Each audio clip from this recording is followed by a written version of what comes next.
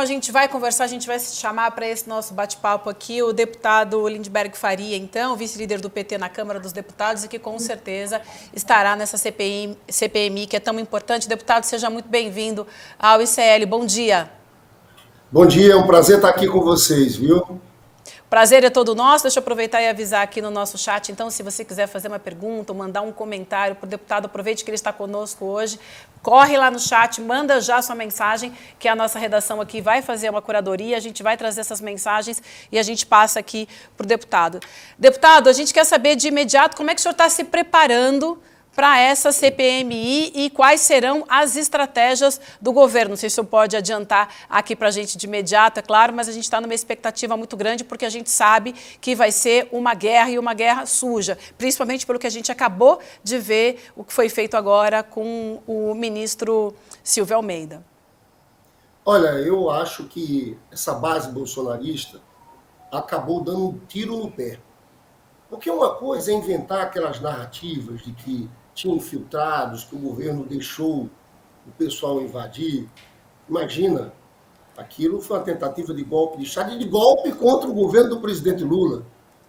E eu acho que eles deram um tiro no pé por uma questão muito óbvia, porque existe a verdade. Foram eles, nós temos os nomes. E agora, eu acho que o centro nosso é ir atrás dos financiadores, quais foram os empresários que ajudaram a construção daquele 8 de janeiro. Nós vamos atrás de parlamentares. Esse parlamentar, esse deputado André Fernandes, por exemplo, ele não pode participar dessa CPI. Esse aí, no dia 6 de janeiro, ele estava convocando as pessoas para o dia 8. No dia 8 de janeiro, ele fez uma postagem com o armário do ministro Alexandre de Moraes quebrado e fez uma postagem em tom de deboche. Ele está sendo investigado pelo Supremo Tribunal Federal. Imagina se ele vai ter acesso, por exemplo, a esse material, ao inquérito do STF, se ele é investigado, se ele é interessado no caso. Tem uma outra linha de investigação que é a autoria intelectual. Aqui para nós, eu acho que o ex-presidente Jair Bolsonaro é o grande autor intelectual desse 8 de janeiro. Na verdade, ele falou em golpe durante todo o seu mandato. E antes do mandato também, sempre foi uma obsessão nele. Né? Agora você veja, ele não reconheceu o resultado das eleições em nenhum momento ali. O Lula ganha a eleição naquele domingo, na segunda-feira eles invadem 800 estradas e rodovias no país. Então nós vamos atrás também dos atos preparatórios que acabou culminando naquele 8 de janeiro. Eu digo a vocês que talvez o primeiro convocado, a gente ainda vai discutir, organizar a estratégia a partir da indicação dos membros da base governista. Mas eu acho que o ex-ministro da Justiça, Anderson Torres, tem que ser um dos primeiros convocados por essa CPI. O ex-general Heleno, que esteve à frente do GSI, também, eu acho que ele tem que ser convocado. Braga Neto, vocês lembram do papel de Braga Neto, naquele encontro com apoiadores do Bolsonaro, falando, olha, eu ainda tenho esperança. E a gente sabe por trás que o Braga Neto foi um dos... Ele trabalhou o tempo inteiro pelo golpe. Trabalhou, inclusive, dentro das Forças Armadas. Então, acho que é uma peça central também, o general Braga Neto. Elô. Vamos juntos. Elô. Deputado, eu queria trazer duas coisas. Primeiro, saber se a gente já pode contar como certa com a sua presença na CPMI. Segundo, já que o senhor falou dos militares, existem muitas conversas aqui em Brasília a respeito de um cuidado para não ir muito longe na maneira de tratar os militares nessa CPMI, que o governo vai precisar de ter um pouco de cuidado. E terceiro é se o senhor vê a possibilidade de muitos mandatos serem perdidos ao final dessa CPMI. Olha, tem 3 deputados que já respondem a processo no Supremo Tribunal Federal. É claro que com investigação como essa, a gente vai mapear um a um desses deputados bolsonaristas. Se tiver alguém mais que ajudou, por exemplo, na contratação de ônibus, a organizar as caravanas, eu acho que essa turma vai ficar numa situação muito difícil. Eu acho que esses 3 deputados aí, a tendência, ao final, é o relatório pedir a cassação desses mandatos, né? Em relação aos militares, a gente vai ter cuidado. Agora, não dá para passar a mão na cabeça de ninguém. Você sabe que tem um filme, Argentina 1985, um filme muito importante que fala sobre o período de redemocratização na Argentina. E nesse filme tem uma questão importante, que foi justamente quando o Supremo Tribunal Federal decidiu que podia julgar os militares que tinham cometido crimes pela justiça comum, não pela justiça militar. Já houve uma decisão do ministro Alexandre de Moraes, que eu considero importantíssima, uma decisão dele dizendo que o Supremo Tribunal Federal vai julgar militares envolvidos nos atos de 8 de janeiro. Eu acho essa uma decisão histórica. Ao contrário da Argentina, a gente não fez aqui a transição, uma justiça de transição. Então, acho que esse dado é muito importante, mas não tem jeito. Não tem como a gente, numa CPI dessa, investigar a colaboração de agentes do GSI no que houve no dia 8 de janeiro. Mesmo em relação aos acampamentos, que, como disse o ministro da Justiça, Flávio Dino, eram incubadoras desse golpismo ali. E teve claramente uma concordância do comando do Exército em relação àqueles acampamentos. Eu lembro que naquela noite de dia 8 de janeiro, o então interventor, Ricardo Capelli, que quando houve a intervenção ele assumiu a Secretaria de Segurança Pública, foi para o acampamento para tentar prender os golpistas. E houve uma reação ali de setores das Forças Armadas, querendo impedir a prisão daqueles golpistas depois de tudo que fizeram no dia 8 de janeiro. Olha, então não tem jeito, nós vamos ter que convocar militares, é claro que a gente vai fazer tudo com muita responsabilidade, mas o militar que tiver participado por omissão ou colaboração, a gente vai chamar para depor na CPI. Deputado Lindbergh, um bom dia. Eu quero te perguntar sobre a participação do ex-presidente Jair Bolsonaro nessa CPMI. Eu já vi outras entrevistas do senhor, onde o senhor disse que ele deve ser chamado para o final da CPMI, né, depois que outros depoimentos já tenham sido dados. E tem uma coisa que o Bolsonaro está acostumado a fazer, é mentir. Ele faz isso nas redes sociais, fez isso enquanto era presidente, só que agora ele não tem mais imunidade, né? Depois de 30 anos, o Bolsonaro perdeu todas as suas imunidades, e na CPI mentir é crime, né? A gente viu, inclusive, na CPI da Covid no ano passado, um empresário saindo preso, né? Tendo voz de prisão dada durante a CPI. Primeiro, eu queria saber o que o senhor espera desse depoimento do Bolsonaro, que deve acontecer para o final da CPMI, e também se é uma possibilidade real, o Bolsonaro, que está acostumado a mentir, sair preso de dentro da CPMI. Ô, querido, tudo bem? Não sabia que você estava aí no ICL, não, viu? Um prazer falar contigo. Um beijo, deputado. Estou por aqui. Olha, eu acho o seguinte, a gente tem que ter cuidado para não dar palanque ao Bolsonaro no começo. A gente tem que fazer uma investigação séria, uma investigação que, de certa forma, seja complementar à investigação do Supremo Tribunal Federal. O inquérito está sendo presidido por Alexandre de Moraes e parece que já tem muita coisa nesse inquérito. A gente tem que ajudar, tem que ser uma CPI que faça um trabalho complementar também. Mas eu acho que é inevitável que ele vá depor na CPI. Agora, acho que a gente tem que chamar o Bolsonaro para depor no momento que a gente já tiver dados que comprovem a participação dele na organização do dia 8 de janeiro. O fato é que a gente sabe que depois ali que ele perdeu a eleição, ele tramou o tempo inteiro, ele tentou o tempo inteiro criar circunstâncias para provocar as Forças Armadas a darem um golpe de Estado. O que eles queriam ali naquele dia 8, viu, era que o presidente Lula tivesse chamado a GLO, colocado os militares ali no comando. O presidente Lula, eu acho que teve uma inteligência ali, uma sabedoria, um momento de crise muito importante. Porque eles estavam querendo criar aquela situação de falta de controle para os militares entrarem através de GLO. Né? Agora, a partir do momento que a gente começa a ver, achar esse caminho que leva a Bolsonaro como autor intelectual, e para mim, tem uma peça-chave aí que é o ex-ministro da Justiça, Anderson Torres. Você sabe que o Anderson Torres esteve dias antes de 8 de janeiro com o Bolsonaro nos Estados Unidos. O Anderson Torres, que era ex-ministro da Justiça, e que estava como secretário de Segurança de Brasília. Vale lembrar que no dia da diplomação do Lula, dia 12 de dezembro, teve um quebra-quebra em Brasília e ninguém foi preso.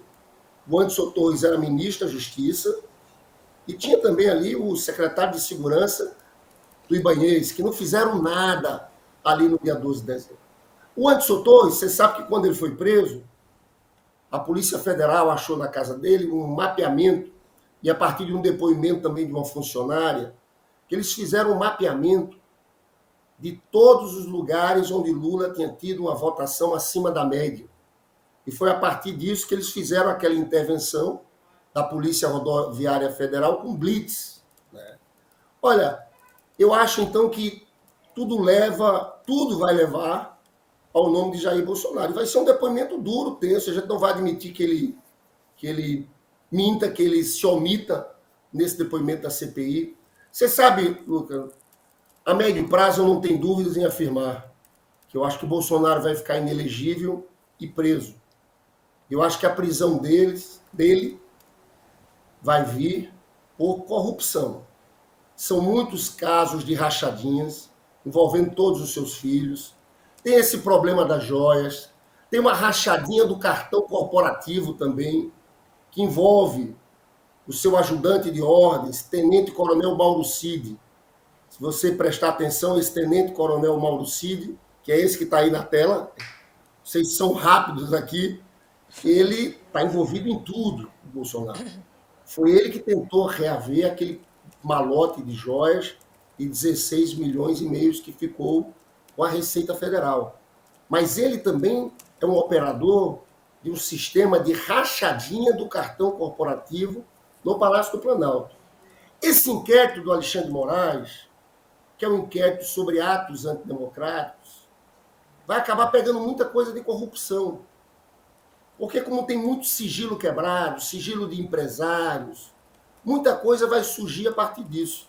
Eu não tenho dúvidas em afirmar que o destino de Bolsonaro vai ser a prisão. Eu acho que a gente tem que ser firme. A gente, na verdade, não pode passar a mão na cabeça. Eu acho que quando, nas manifestações, as pessoas falam sem anistia, eu acho que esse tem que ser o nosso espírito. Nós vamos para essa CPI com tudo, para tentar investigar e desnudar esse período desastroso da história do Brasil. Deputado, o seu vídeo está travado, mas a gente lhe ouve muito bem. Então, a gente vai pedir para a nossa produção entrar em contato com o senhor, a gente vai reconectar para a gente poder vê-lo também, não só ouvi-lo. Enquanto isso, a gente vai seguindo aqui com a Elô. Elô, o deputado falou uma coisa super importante agora, que é sobre a quebra de sigilo, e essa é uma expectativa que a gente tem muita coisa, porque essa CPI vai dar oportunidade de pedir essas quebras de sigilo e muita coisa deve sair daí, né, Elô? É o celular de Anderson Torres, que ele esqueceu, perdeu na Flórida, ninguém sabe como, foi um mistério. Porém, depois que foi preso, ele entregou todas as senhas para a Polícia Federal acessar as nuvens e recuperar tudo que estava nesse celular. E eu imagino que a CPMI vai pedir acesso a essas informações todas para saber o que ele estava tramando, com quem ele estava conversando. A gente não sabe o que pode sair daí, mas o potencial de informação que pode surgir na nuvem do celular de Anderson Torres é muito grande. E outras quebras de sigilo importantes serão quebras de sigilo bancário de pessoas suspeitas de terem financiado o dia 8 de janeiro, que pagaram ônibus, que mantiveram as pessoas nos acampamentos durante tanto tempo. Então, a quebra de sigilo pode ajudar muito o trabalho dessa CPMI para chegar aos financiadores, aos articuladores, aos mentores intelectuais da tentativa de golpe. Elô, a gente já tem o deputado de volta. Você quer fazer uma pergunta, por favor? Vamos seguir rodando? O senhor não me disse se a gente já pode contar com o seu nome na CPMI, se tem algum outro nome que a gente já pode considerar como certo. Olha, na verdade, eu quero participar, eu acho que a tendência é dar certo, mas oficialmente não foi batido o martelo ainda. Então, eu não quero anunciar, mas eu acho que a gente tem que colocar uma equipe lá que esteja preparada para o combate, que tenha experiência, que se concentre para estudar os fatos, né? E eu vejo no Senado, por exemplo, o Senado eu posso dizer, o Renan Calheiros está confirmado, o Omar Aziz está confirmado, Randolfo está confirmado, Pontarato, Rogério, Eduardo Braga, tem uma turma bem experimentada. No caso da Câmara, do PT, a gente vai decidir mesmo na próxima semana, na próxima terça-feira. E a turma que vai ficar encarregada de dar resposta nas mídias sociais, como é que vai ser, hein? Eu vi alguém falando aqui do Janones vai estar na comissão também, viu? Eu acho Janones muito importante, porque nessa disputa das redes eu acho que ele vai jogar um papel importante. O que eu acho, pessoal, sendo muito sincero, não há como eles vencerem esse debate. Porque uma coisa é eles construírem narrativas falsas para as redes sociais deles. Outra coisa é uma CPI tem fatos. E os fatos são fatos muito concretos. E foram eles, a base bolsonarista, a militância bolsonarista. O que eu acho que a gente tem que provar, e eu acho que nisso não vai ser tão difícil, é que foi uma coisa organizada, planejada por eles, que tinha um núcleo em torno de Jair Bolsonaro. São esses elos que a gente tem que ir atrás. A gente sabe que na investigação do Alexandre Moraes já tem muita coisa.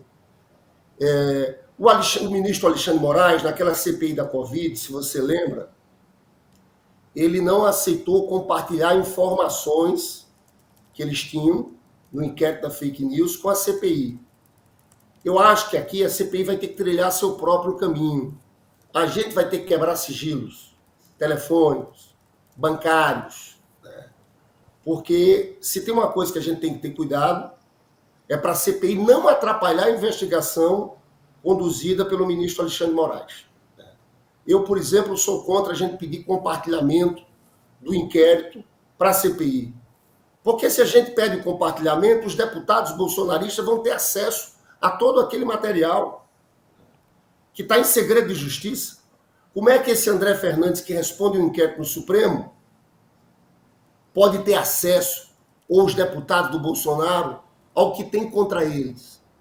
Então, eu acho que a CPI vai ter que trilhar o seu próprio caminho. Agora, eu tenho muita tranquilidade de dizer o seguinte, eles deram um tiro no pé, eles não têm como vencer essa narrativa. Não tem como vencer essa narrativa. Se teve uma pessoa que falou, no dia 12 de janeiro, o nosso presidente Lula falou o seguinte, olha, eu tenho uma certeza, que abriram as portas do Palácio do Planalto para os invasores. Então a gente não tem problema de ir atrás de atos de omissão e de colaboração.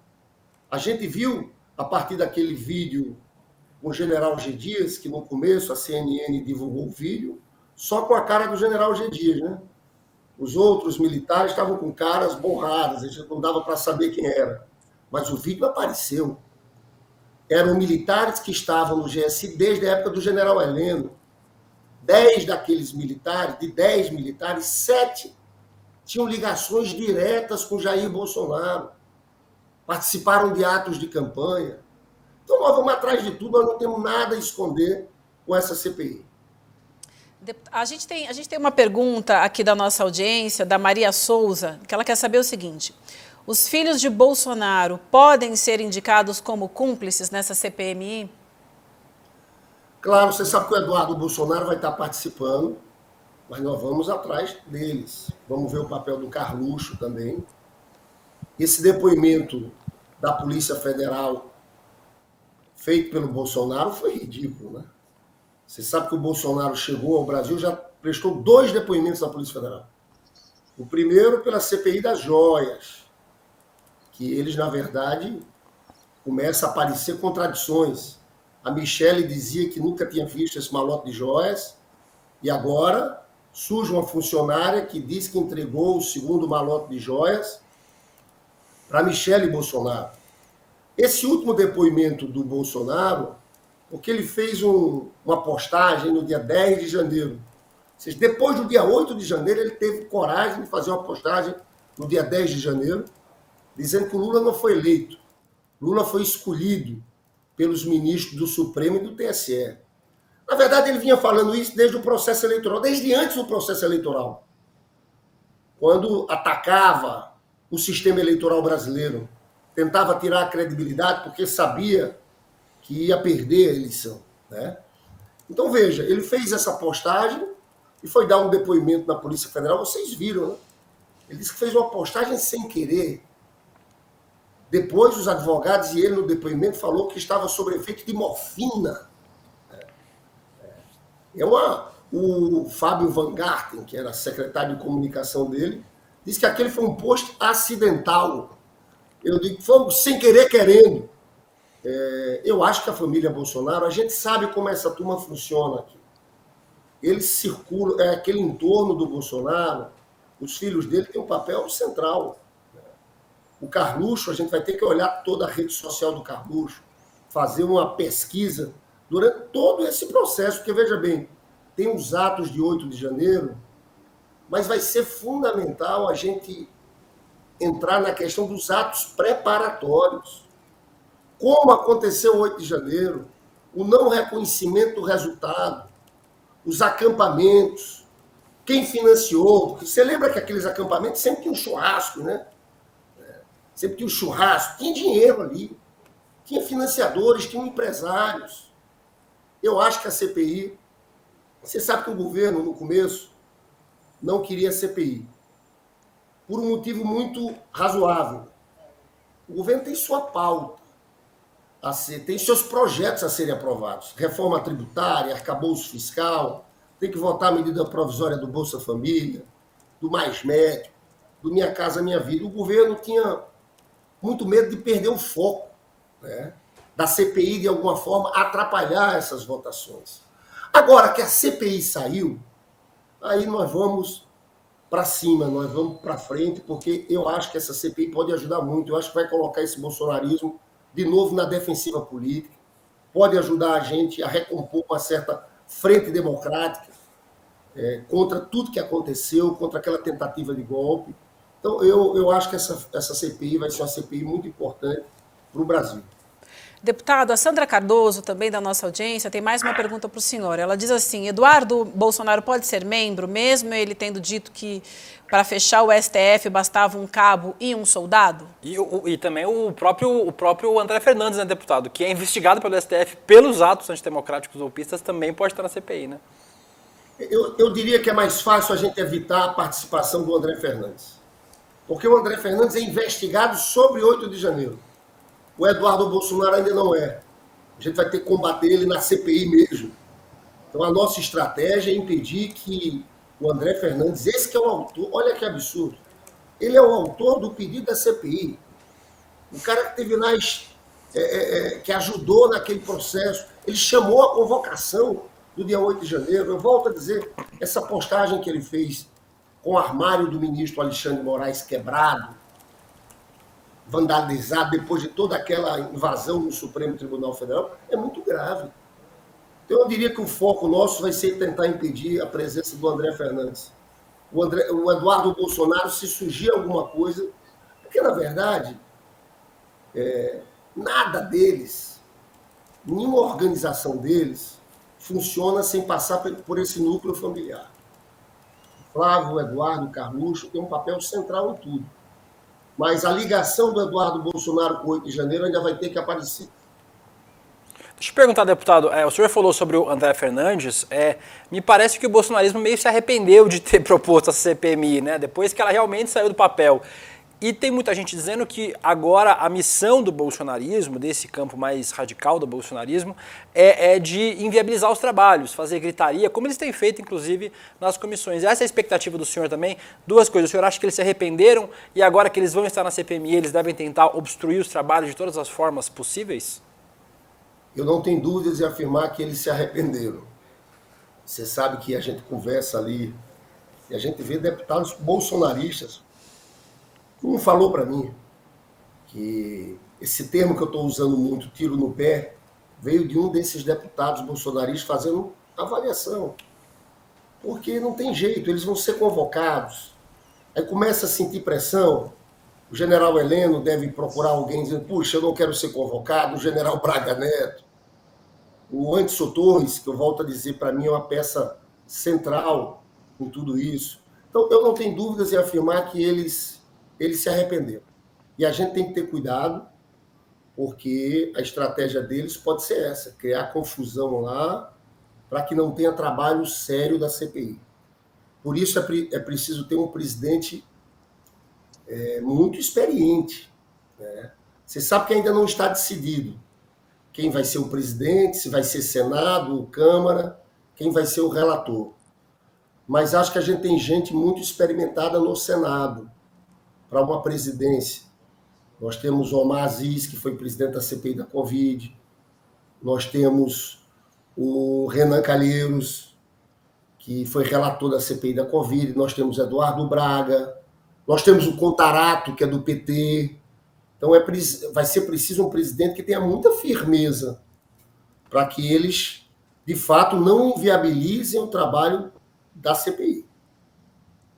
Deputado, eu queria aproveitar que o senhor tocou nesse ponto de ter ouvido de um deputado bolsonarista, que no fim das contas isso foi um tiro no pé, para saber o seguinte, o senhor acha que nesse processo da CPMI, talvez seja possível isolar a ala mais extremista da direita, do PL, do Partido Bolsonaro, e trazer para a razão alguns deputados até do partido do ex-presidente, entendendo que eles também foram vítimas desse ataque à democracia, porque, afinal de contas, o mandato deles todos estaria em risco, não é? A casa onde eles trabalham foi atacada. O senhor acha que é possível que, ao final desse processo, haja um isolamento de um grupo mais radical? Olha, eu não tenho dúvidas em afirmar que, nesse caso da CPMI, quem vai estar lá no combate é o setor mais duro do bolsonarismo. Eu acho que tem até uma parcela da oposição que vai tentar ficar fora desse debate. Porque, veja, aquilo tudo teve um impacto grande na opinião pública, aquelas imagens do Supremo destruído, do Palácio do Planalto, aquilo foram fatos muito fortes. Então, eu acho que vai ter uma parcela de uma oposição mais liberal aí, que é contra a gente, que vai querer ficar fora desse debate. Eu digo, tem uma CPI também que é muito grave, viu, pessoal? Que é a CPI que eles estão querendo fazer contra o MST, o que é um escândalo. Se tem um movimento com força legítimo no país, é o MST. Eu começo a ver aqui que esses deputados ligados ao agro estão mais interessados na CPI do MST do que nessa de 8 de janeiro. Então, essa de 8 de janeiro, você vai ver as indicações deles. Eduardo Bolsonaro, Ramagem, André Fernandes. É o núcleo mais bolsonarista mesmo. Então, nesse sentido, eu acho a sua pergunta muito apropriada e eu acho que pode haver, sim, esse isolamento aqui no parlamento desse setor. O embate acontecer mais diretamente com a extrema-direita. Deputado, a gente tem mais uma pergunta aqui da nossa audiência. A Menir Ribeiro da Silva diz o seguinte, vão convocar a mulher do Vilas Boas para a CPMI? Só para a gente contextualizar e lembrar aqui, ele está falando da Maria Aparecida Vilas Boas, que visitou o acampamento no QG em Brasília. A gente tem, no dia 28 de dezembro, ela também foi vista lá com uniforme de golpista. Então, só para todo mundo entender de quem que ele está fazendo essa pergunta do Menir, deputado, por favor. Não, creio que não, viu? A gente tem que ter cuidado para acertar, convocar os nomes que tiveram um papel de organização, tiveram à frente. Eu diria que de cara os primeiros nomes, Anderson Torres, General Heleno, General Braga Neto. A gente tem que discutir o General Dutra, que foi do Comando Militar do Planalto, papel que teve ali naquele processo, nos acampamentos. Então a gente vai ter, na verdade é o seguinte, os nomes vão ser indicados até a próxima semana. A partir da próxima semana, a gente vai ter reuniões com as nossas equipes para montar uma estratégia. O Luca tá aí participando, viu, Luca? A gente vai ter que ter uma estratégia de comunicação, organizar uma equipe boa para o debate nas redes sociais. A gente vai ter que montar um time também jurídico muito bom. A gente vai ter que ter uma assessoria muito preparada para esse embate. Então, a partir da próxima semana, a gente vai começar a discutir estratégia. Quem é que a gente convoca primeiro, um plano de trabalho, tá? Mas eu encerro dizendo a vocês o seguinte, eu estou muito confiante. Eu acho que essa CPI vai ser uma CPI importante para a gente, para que eles não invertam a história real do país, não criem narrativas falsas. E eu acho que pode ser novamente um momento de isolamento do Bolsonaro. Eu encerro aqui dizendo a vocês o seguinte, olha, eu acho que Bolsonaro, ao final de tudo, de todas essas apurações, desses inquéritos em relação ao 8 de janeiro, da CPMI, mas também em relação a muitas investigações sobre corrupção. Eu encerro aqui dizendo que eu não tenho dúvidas em afirmar que o destino final do Bolsonaro vai ser a prisão. Deixa eu fazer mais uma pergunta antes da gente encerrar, deputado. O Anderson Torres tem reclamado muito sobre as condições que ele está na prisão, dizem inclusive os interlocutores que o visitam, de que ele está psicologicamente muito abalado. Hoje tem uma notícia nova do blog do Valdo Cruz, do G1, dizendo que o Anderson Torres forneceu senhas inválidas para a Polícia Federal para que eles acessassem os seus documentos, os seus arquivos pessoais, a nuvem, né, já que ele perdeu o celular lá nos Estados Unidos. Então a gente tem mais um episódio no caso do Anderson Torres. Ele parece ser uma figura fundamental nessa CPI, né, para entender esse apagão de segurança pública e como é que o bolsonarismo está envolvido nesse caso todo, né, deputado? Olha, eu vejo mais como estratégia de defesa, essa coisa de dizer, o Anderson Torres está deprimido e tal. Eu acho que o ministro Alexandre Moraes está sendo muito firme. Ele é peça central. Olha, ele era ministro da Justiça, foi nomeado secretário de Segurança. A gente sabe o que houve com as forças policiais do Distrito Federal no dia 8 de janeiro. Ele teve com Bolsonaro antes do dia 8 de janeiro. Ele teve no dia 6 de janeiro com o general Dutra, que era comandante do Comando Militar do Planalto. O que é que os dois conversavam há 2 dias daqueles atos do dia 8 de janeiro? Então, eu acho que é uma estratégia de defesa, eu acho que o ministro Alexandre de Moraes está sendo muito firme, está mantendo ele na cadeia, ele é uma peça central. Ele é uma peça central. Tem gente que fala numa possível delação do Anderson Torres, eu não sei. O fato é que eu acho que a prisão dele é muito importante. E ele é uma peça central.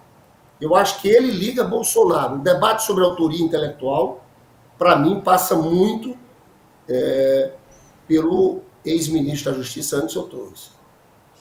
Muito bem, deputado, a gente agradece demais o seu tempo, a gente sabe que é curto, porque Brasília não para, então é por isso que a gente agradece demais, até uma nova oportunidade, bom trabalho, porque a gente sabe que vai ser longo aí com essa CPMI. Obrigada. Obrigado, muito deputado. obrigado, prazer estar falando com vocês, viu?